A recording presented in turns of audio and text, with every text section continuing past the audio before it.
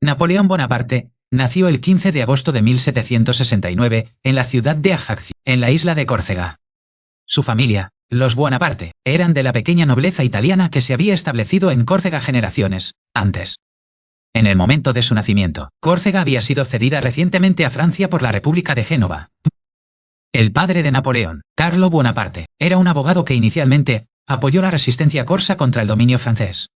Su madre, Leticia Ramolino, era conocida por su carácter fuerte y la educación disciplinada de sus hijos. El joven Napoleón era el segundo de 8 hijos supervivientes en un hogar bullicioso y ambicioso.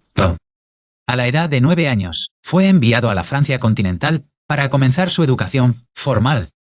Primero asistió a una escuela religiosa en Autun para mejorar su francés antes de ingresar a una academia militar. En 1779, fue admitido en la escuela militar de Brienne-le-Château, donde destacó en matemáticas y geografía.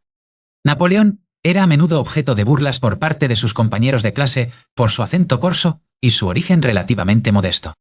Se convirtió en un estudiante solitario, pasando gran parte de su tiempo libre leyendo historia y las obras de los filósofos de la Ilustración. En 1784, fue seleccionado para la prestigiosa École Militaire de París para especializarse en artillería. Completó el curso de 2 años en solo 1, demostrando su notable intelecto y ética de trabajo. Al graduarse, fue comisionado como subteniente en el Regimiento de Artillería de la Fer.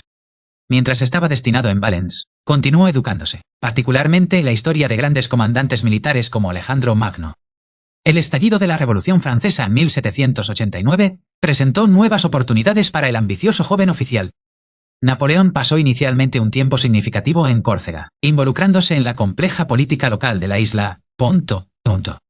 Se enfrentó al líder patriota corso Pasquale Paoli, que buscaba la independencia en lugar de la integración con Francia.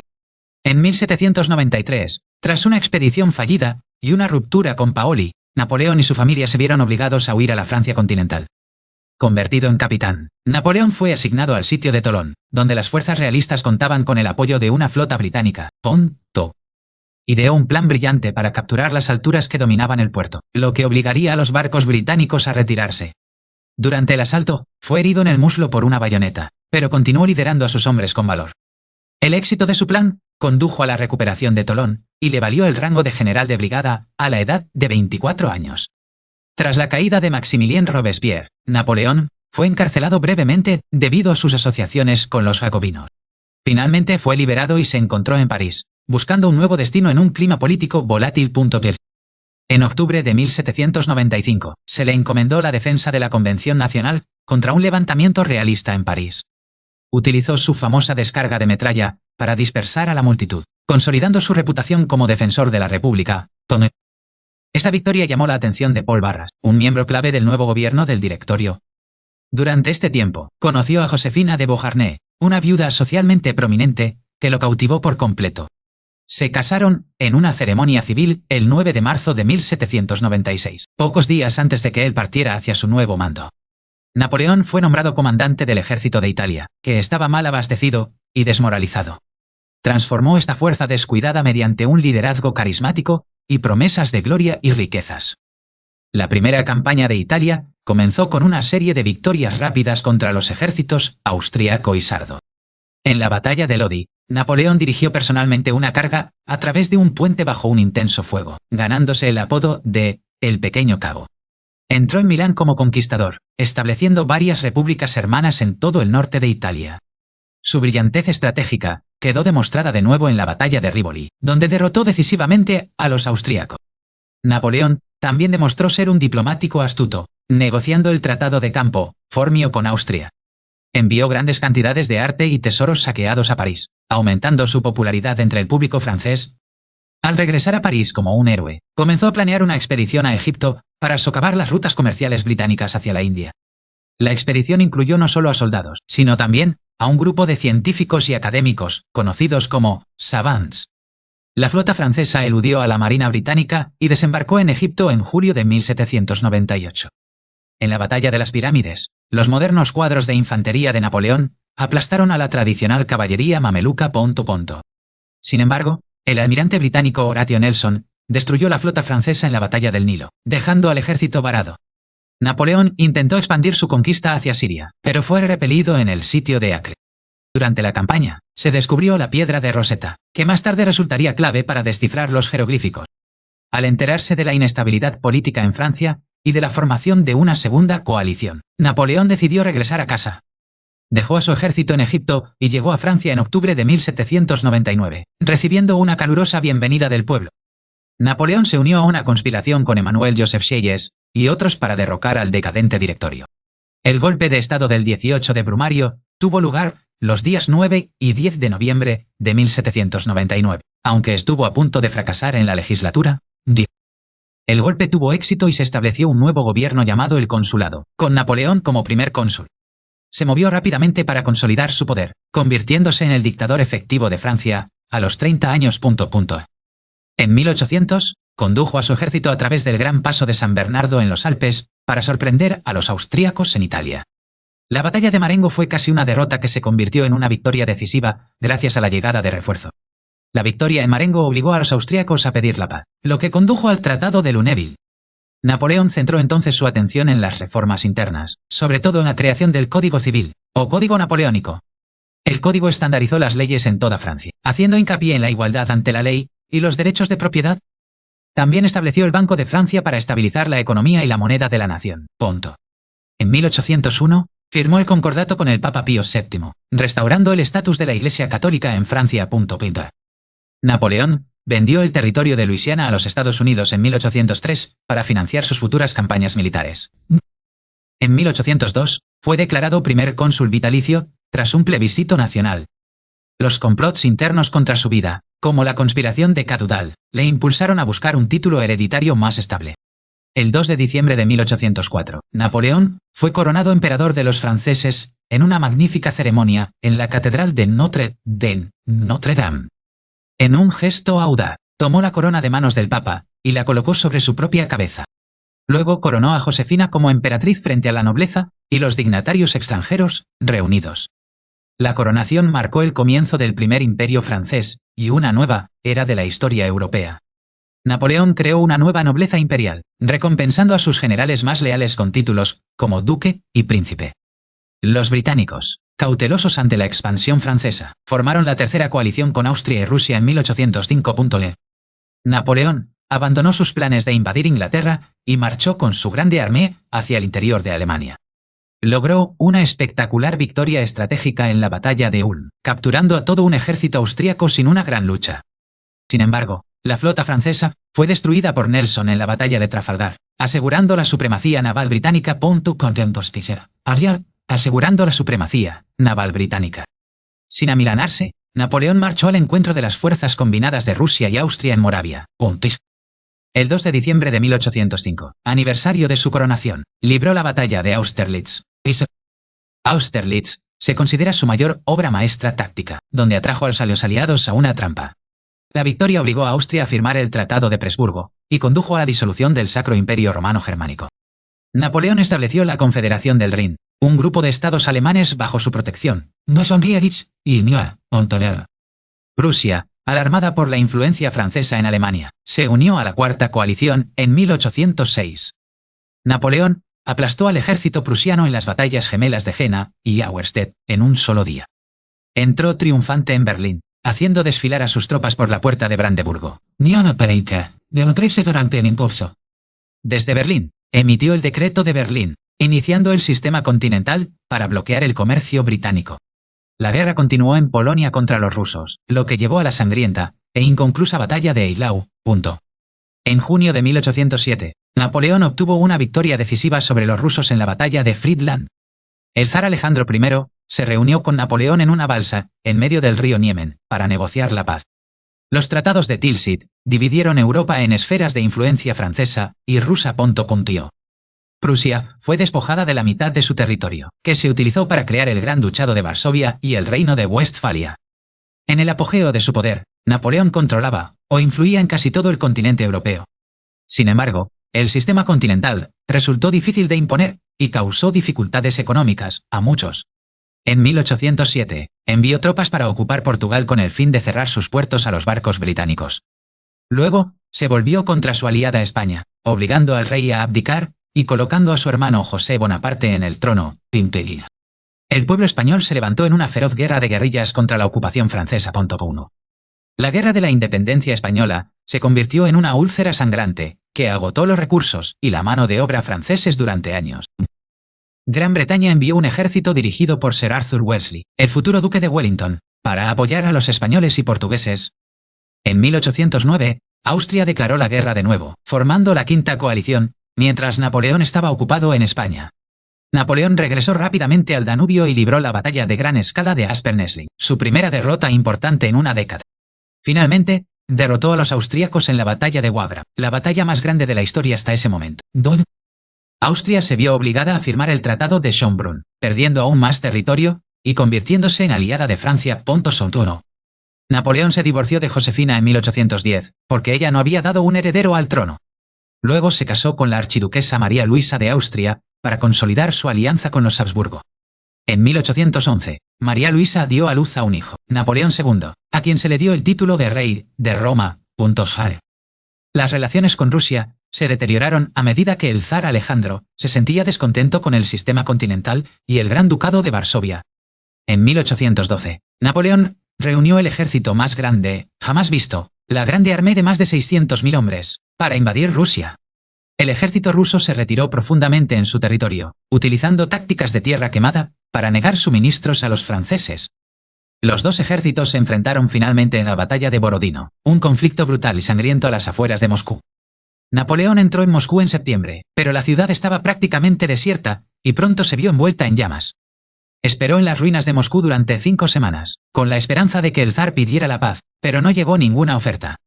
Con el invierno acercándose y los suministros escaseando, ordenó la larga retirada de Moscú. El invierno ruso se adelantó, y con una severidad extrema, devastando al ejército en retirada.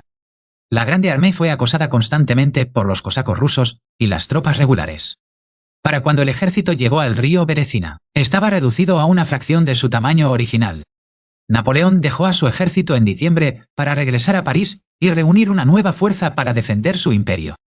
El desastre ruso animó a sus enemigos a formar la Sexta Coalición, que incluía a Prusia, Austria y Suecia.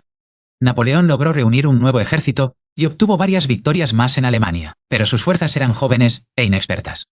La decisiva batalla de Leipzig, conocida como la Batalla de las Naciones, tuvo lugar en octubre de 1813. Los franceses fueron derrotados y obligados a retirarse a través del Rin hacia Francia. A principios de 1814, los aliados invadieron Francia desde múltiples direcciones. Napoleón libró una brillante campaña defensiva, obteniendo varias victorias pequeñas contra fuerzas superiores. Sin embargo, sus mariscales y el pueblo francés estaban agotados por años de guerra constante. París fue capturada por los aliados el 31 de marzo de 1814. Napoleón fue obligado a abdicar incondicionalmente el 6 de abril de 1814 en el Palacio de Fontainebleau. Se despidió entre lágrimas de su vieja guardia en el patio del palacio. El Tratado de Fontainebleau lo exilió a la pequeña isla mediterránea de Elba. Se le permitió conservar el título de emperador y una guardia personal de 600 hombres. La monarquía borbónica fue restaurada en Francia con Luis XVIII, ocupando el trono. Napoleón se inquietó en Elba y siguió de cerca las noticias de Francia y del Congreso de Viena. En febrero de 1815, escapó de Elba con su pequeña fuerza y desembarcó en el sur de Francia. Las tropas enviadas para arrestarlo se unieron a él en su lugar, y su marcha hacia París se convirtió en una procesión triunfal.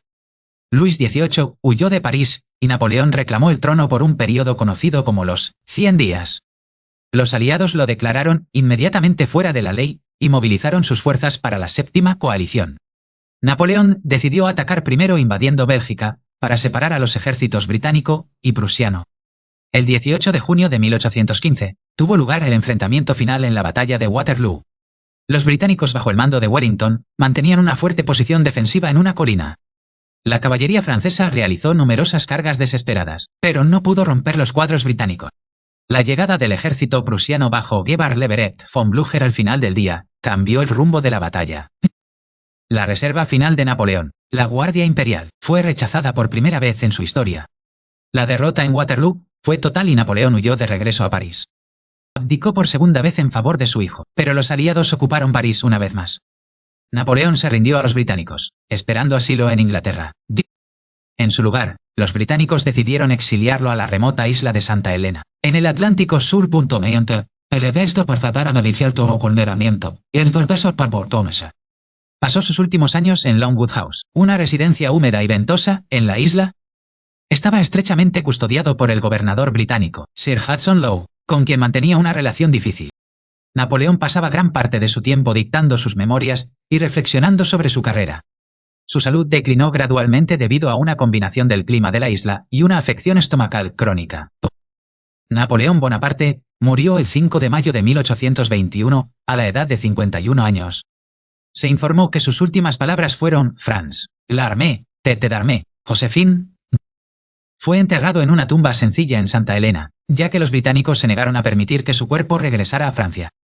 En 1840, sus restos fueron finalmente devueltos a Francia e inhumados en una gran ceremonia.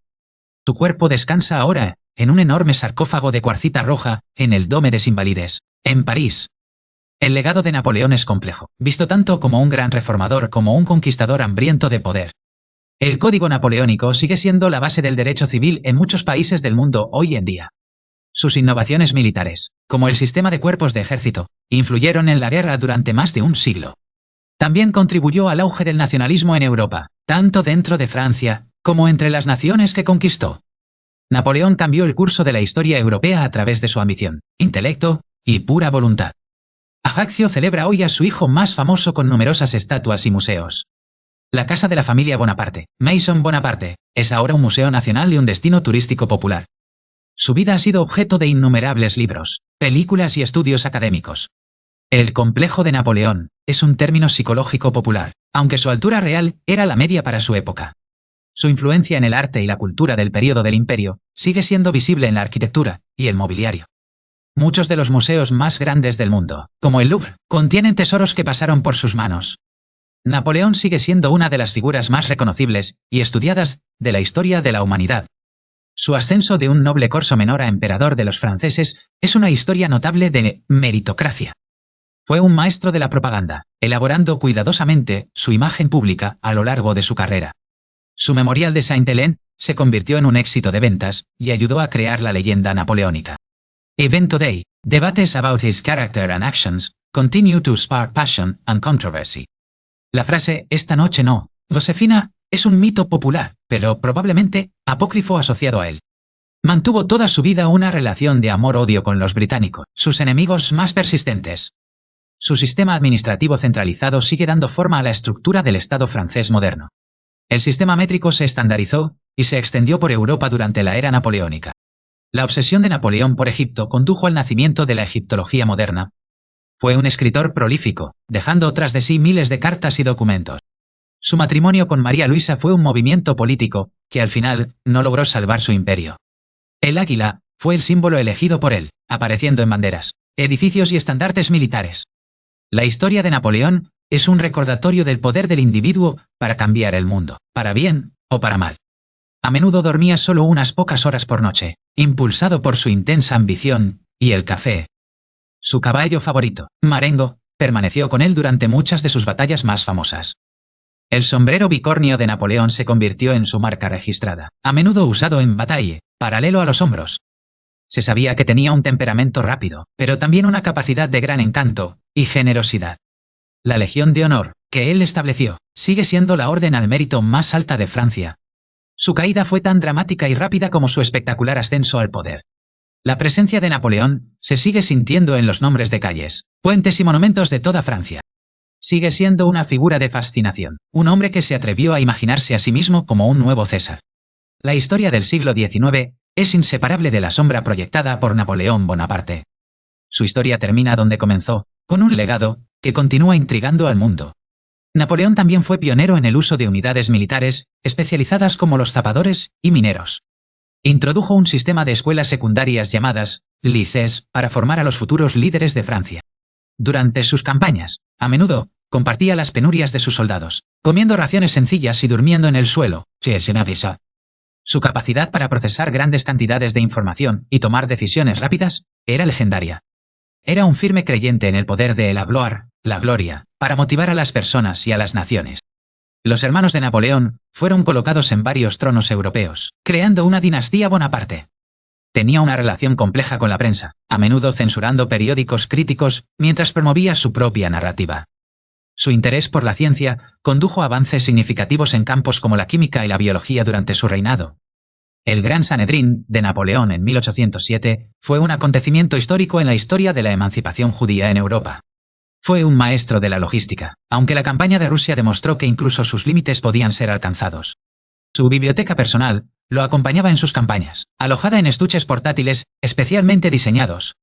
Los bulletins de la Grande Armée de Napoleón se leían ampliamente y ayudaban a mantener la moral en el país. Se sintió profundamente afectado por la pérdida de sus amigos cercanos y mariscales en el campo de batalla. Sus reformas administrativas incluyeron la creación del sistema de prefectos para gobernar los departamentos franceses. La influencia de Napoleón se extendió al mundo de la moda, con el talle Alto Imperio volviéndose popular. Estaba fascinado por la historia de las cruzadas, y a menudo se comparaba con los grandes líderes de esa época. Su gran imperio en su apogeo incluía territorios anexionados directamente desde Roma hasta Hamburgo. El uso de la formación en cuadro, por parte de Napoleón, fue un factor clave en el éxito de su infantería contra la caballería. Fue un mecenas de las artes, encargando enormes pinturas de historia para documentar sus victorias. Las abejas fueron otro de sus símbolos, representando el trabajo duro y la laboriosidad de su pueblo. El sistema continental de Napoleón fue también una forma de guerra económica contra la Revolución Industrial británica. Tenía un gran interés en la agricultura y fomentó la plantación de nuevos cultivos, como la remolacha azucarera. Su Universidad Imperial fue diseñada para controlar todos los niveles de educación en Francia.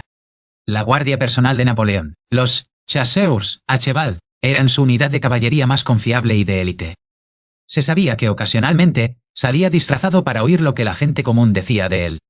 Su Hotel des Invalides fue ampliado para proporcionar una mejor atención a los muchos veteranos de sus guerras. El impacto de Napoleón en los estados alemanes ayudó a allanar el camino para la posterior unificación alemana. Era un maestro en el uso del terreno a su favor, a menudo eligiendo él mismo el campo de batalla. Su Grande Armée era una fuerza multinacional, que incluía soldados de toda Europa. El Código de Instrucción Criminal de Napoleón en 1808 estandarizó los procedimientos legales en casos penales. Era un trabajador incansable, que a menudo comenzaba su jornada al amanecer y trabajaba hasta altas horas de la noche. Su Garde Imperiale se mantenía a menudo en reserva y solo se empleaba en el momento más crítico de una batalla. El bloqueo continental de Napoleón provocó el auge de productos alternativos como la achicoria en lugar del café. Tenía una gran memoria para las caras y los nombres, lo que le ayudaba a fomentar la lealtad entre sus tropas. Su Arc de Triomphe du Carrousel fue construido para celebrar sus victorias de 1805.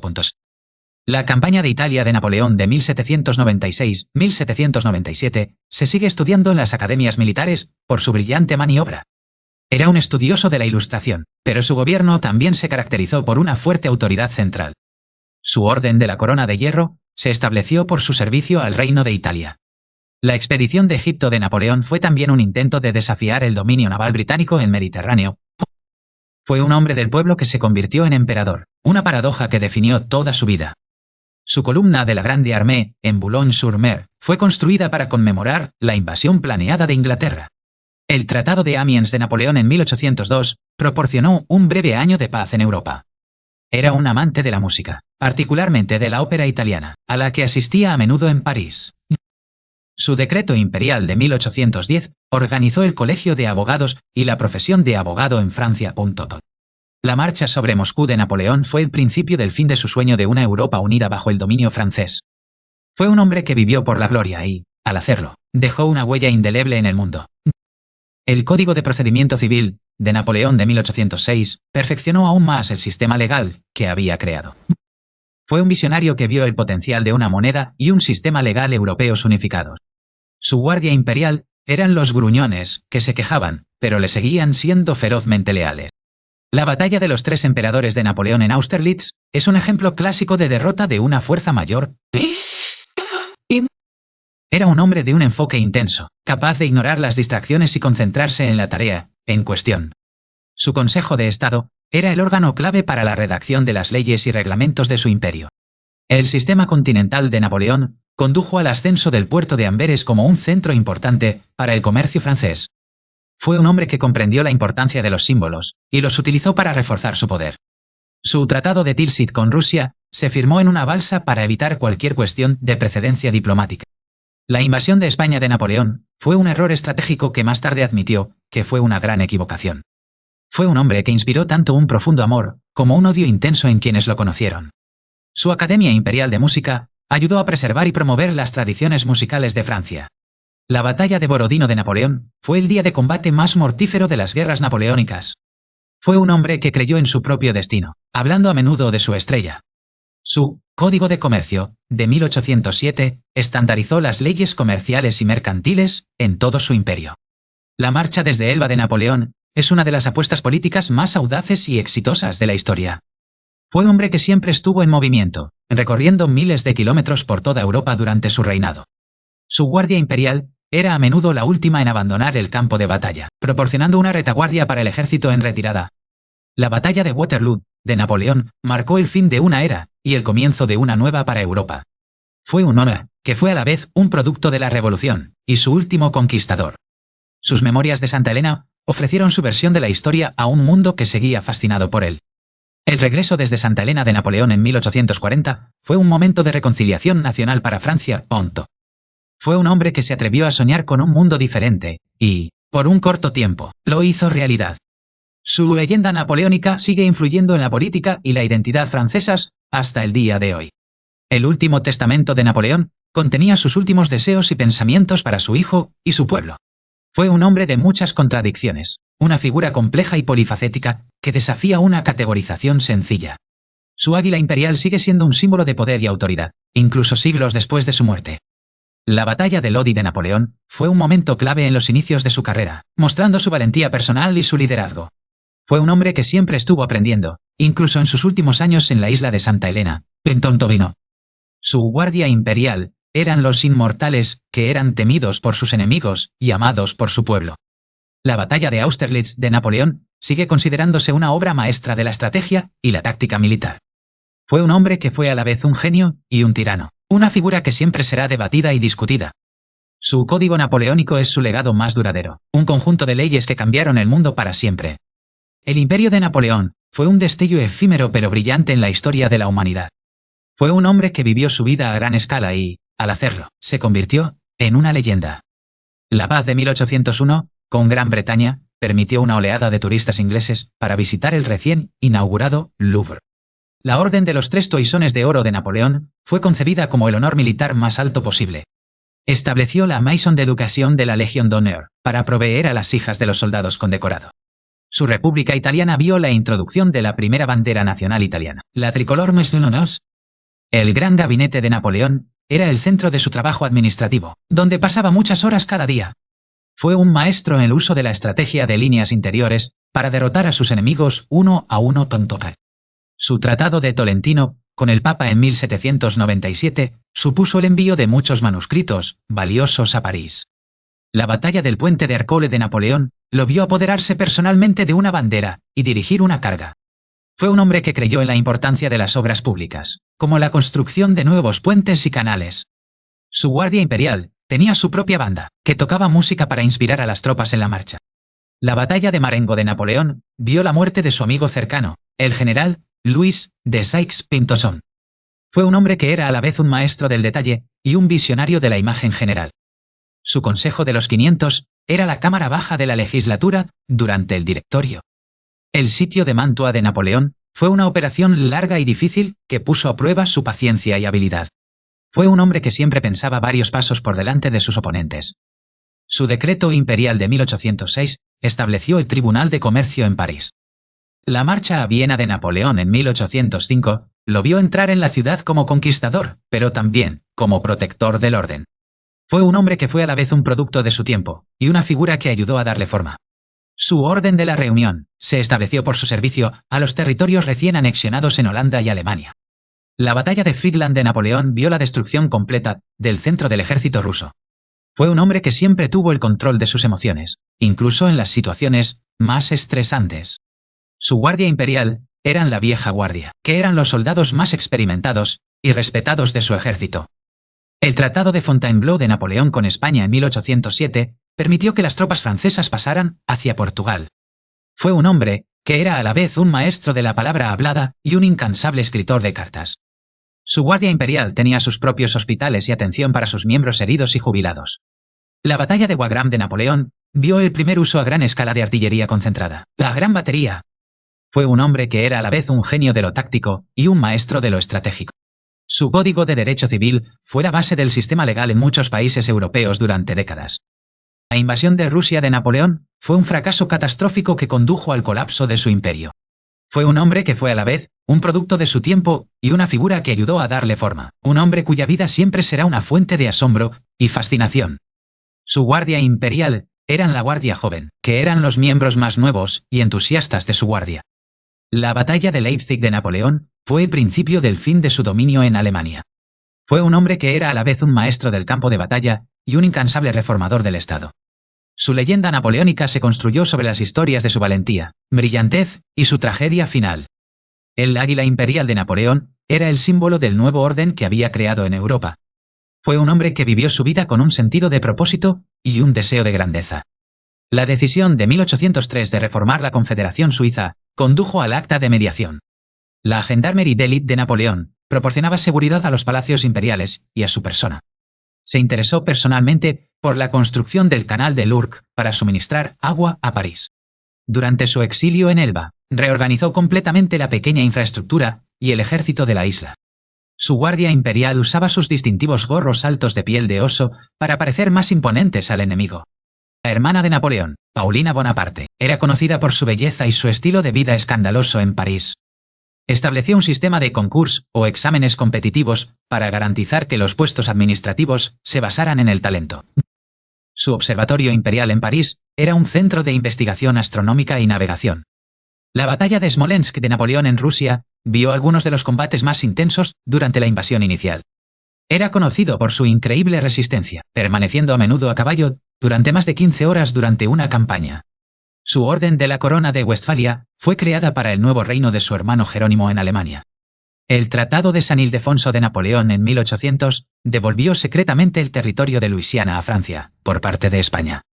Era un firme creyente en la importancia de un banco central fuerte para controlar las finanzas de la nación. Su grande armée utilizaba el toque de tambor pas de charge para mantener el ritmo durante un asalto de infantería. La batalla de Bautzen de Napoleón en 1813 fue una victoria muy reñida que no llegó a ser decisiva por falta de caballería. Fue un hombre que valoró la lealtad por encima de casi todo lo demás, pero a menudo se vio decepcionado por sus subordinados. Su guardia imperial tenía sus propias unidades de artillería de élite, conocidas como las hijas del emperador. La invasión de Portugal de Napoleón, en 1807, provocó la huida de la familia real portuguesa a Brasil. Fue un hombre que comprendió el poder de un gesto sencillo, como dar su propio abrigo a un soldado herido. Su Universidad Imperial estableció un plan de estudios estandarizado para todas las escuelas de todo el Imperio francés. La batalla de Dresde de Napoleón en 1813 fue su última gran victoria en suelo alemán. Fue un hombre que siempre buscaba nuevas formas de mejorar la eficiencia de su gobierno. Su guardia imperial eran los gruñones, conocidos por su ingenio mordaz y su capacidad para soportar cualquier penuria. El sistema continental de Napoleón acabó viéndose socavado por el contrabando generalizado de productos británicos. Fue un hombre que era a la vez un maestro del detalle y un visionario de la imagen general, una rara combinación de habilidades. Su código napoleónico fue la más importante y duradera de todas sus reformas, un conjunto de leyes que cambió el mundo. El imperio de Napoleón fue un periodo breve pero brillante de la historia que continúa fascinando e inspirando. Fue un hombre que vivió su vida con un sentido de propósito y el deseo de dejar una huella duradera en el mundo. La creación en 1804 de la Garde de París proporcionó una fuerza policial dedicada a la capital. La Orden de las Dos Sicilias de Napoleón se fundó cuando su hermano José se convirtió en rey de Nápoles. Ordenó la construcción de la columna Vendôme en París, fabricada con los cañones fundidos de Austerlitz. Durante sus últimos años, la salud de Napoleón fue supervisada por varios médicos, incluido el irlandés Barry O'Meara. Su guardia imperial se negó famosamente a rendirse en Waterloo, incluso cuando se vio rodeada y superada. El hermano de Napoleón, Lucien Bonaparte, desempeñó un papel crucial en el golpe de Estado que lo llevó al poder en 1799. Estableció un sistema de prefecturas para garantizar que cada parte de Francia se gobernara de acuerdo con las mismas reglas. Su palacio imperial en Saint-Cloud era su residencia favorita, donde pasó muchos días felices con su familia. La batalla de Hanau, de Napoleón en 1813, lo vio romper una fuerza de bloqueo para alcanzar la seguridad del Rin. Fue un hombre que siempre buscaba nuevas formas de motivar a sus soldados y a su pueblo. Su guardia imperial eran la vieja guardia, que eran los soldados más confiables y experimentados de su ejército, y fueron los últimos en abandonar el campo. El bloqueo continental de Napoleón condujo al auge de nuevas industrias en Francia, como la producción de tintes sintéticos. Fue un hombre que fue a la vez un producto de su tiempo y una figura que ayudó a darle forma. Un hombre cuya vida siempre será una fuente de asombro y fascinación. El recuerdo de Napoleón sigue siendo una fuerza poderosa en el mundo, un recordatorio del poder del individuo para cambiar el curso de la historia.